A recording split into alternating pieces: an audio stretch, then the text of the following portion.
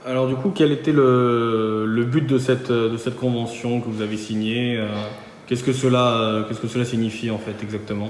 D'abord, c'est le prolongement d'une convention nationale qui a été signée il y a déjà quelques années entre l'Union nationale des CPIE et l'INRAE. Donc là, le pendant insulaire vient d'être signé aujourd'hui.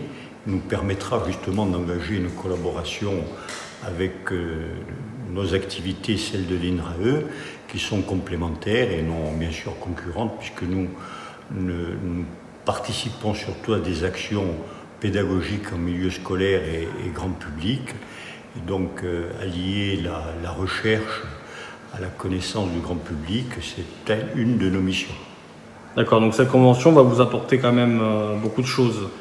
Eh ben oui, déjà sur le plan moral, elle nous satisfait beaucoup, puisque nous l'attendons depuis quelques années, mais également elle va permettre d'engager un certain nombre d'actions à l'initiative de l'INRAE et de nous-mêmes.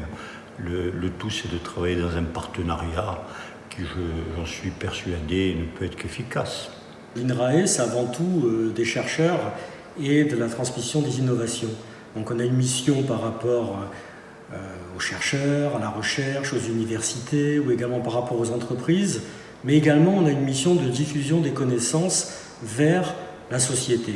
Et on n'est pas obligatoirement très bon pour faire ça, bien sûr, puisqu'on est des chercheurs.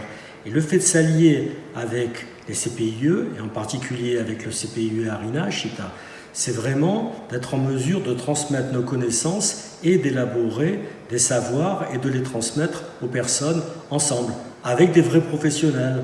Par exemple, dans le cadre de la fête de la science, par rapport aux scolaires, ou alors par rapport à toutes les dimensions de changement climatique ou de biodiversité qui sont si importantes aujourd'hui, sur lesquelles on travaille et que finalement on doit faire comprendre et approprier par la société, en particulier par la société civile en Corse.